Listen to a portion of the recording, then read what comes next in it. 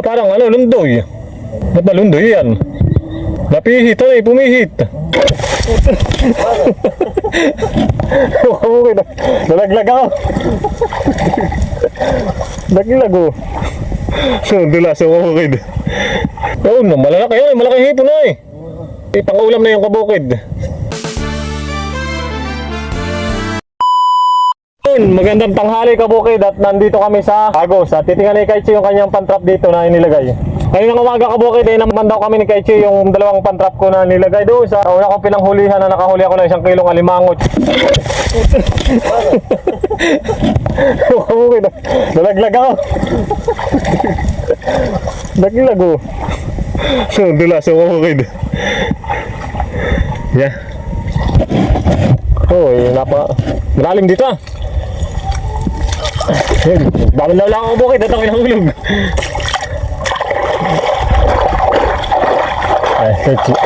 Pero wari ko nga kabukid dito ay mahipon. Itong lugar na ito, yung pinagbuntugan ng pisang ko.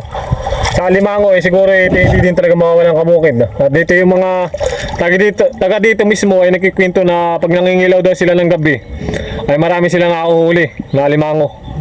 At yung kahapon nga din kami may nakita nagbibintol. Ay ano daw, yung sa isang araw daw nila ay nakahuli daw sila ng 10 kilo, isang araw lang yung kabukid. At talagang maalimango dito talaga kabukid sa ano, kailugang ito.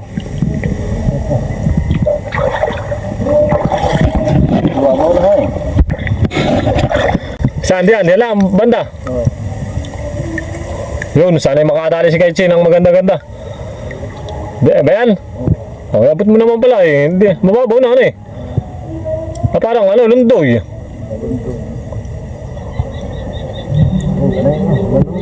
Ba't na lundoy yan? Malaki. Check mo, baka pinasok ng malaking ano eh. Laman. Ha? Napihit ay, pumihit. Yung kabukid at sige, check mo sa dulo. Pag yung sinasagit na ang laman na yan.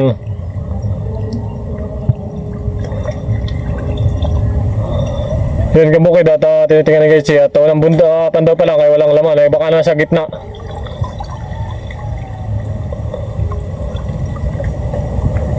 Ayan natin sa ano yan, sa bandang ano, dulo na yan at nalakbo na yung huli na yan.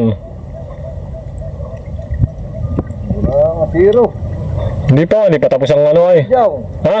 Isang padyaw. Isang padyaw. O yan mga kabukid at nakadali. Isa. Dalawa. Malaki pala ang hipon dito eh. Dalawa. Ano dyan? Doon sa dulo. At may bulinaw pa. Pasok ang bulinaw. Oo. Ay ano ay nalundo yung ano mo. Paano makakapasok diyan? Ay mango. Wala. Zero. Oh, ito.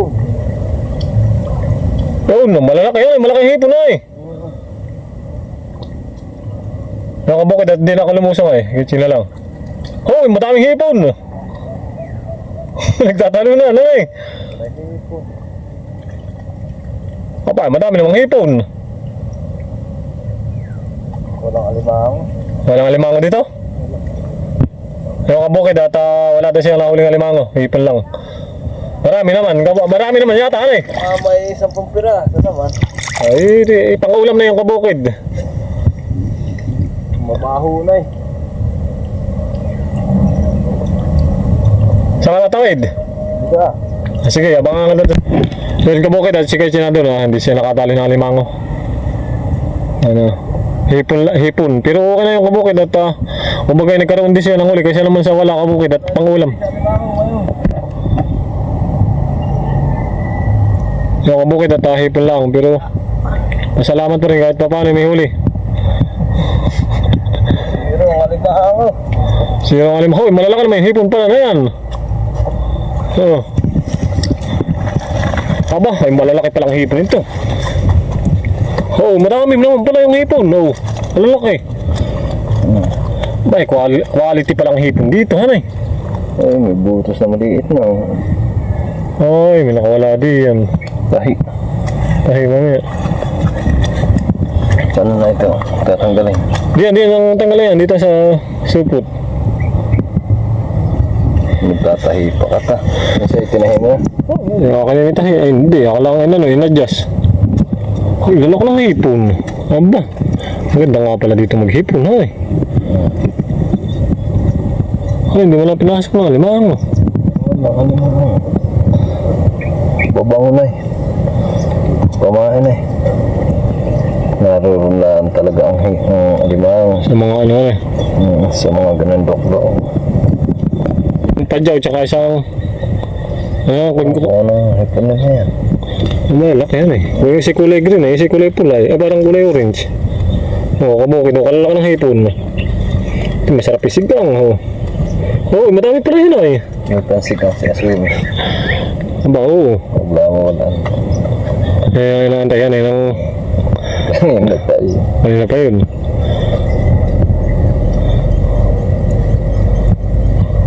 At ang walang baliktad.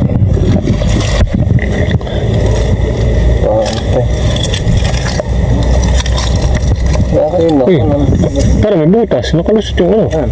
Isan lumusot? Ito. Lusot talaga. Lusot eh. Bede ah. Ha? Guys lang yun eh. Ay, okay lang yan. Hindi ka din yan. Walang problema. Yan, madami na may hipunan eh. Ano dyan? Hindi ba? Titingnan natin kung sa may butas. Yan, check lang yung kamukid. Pero madami yung hipon naman. May 10. Aba, ilang pasi yan. May mga 20. Oo. Nasa 20 yan, hipon na yan. Madami oh.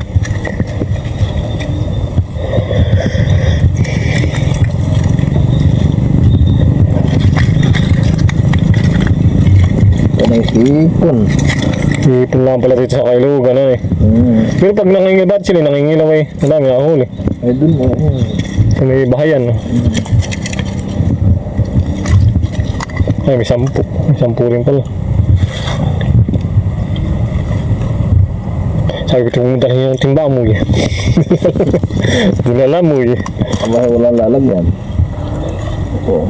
Timba. Wala namang katanlaga yan. Pero ka Jackie. Oo. Kusang ka ta. Yun, kabukid. Dati ito yung nahuli ng pisang ko ha. Hindi galang swerte siya pero okay na rin, kabukid. Malalaki naman ang ano. Malalaki naman ang hipon.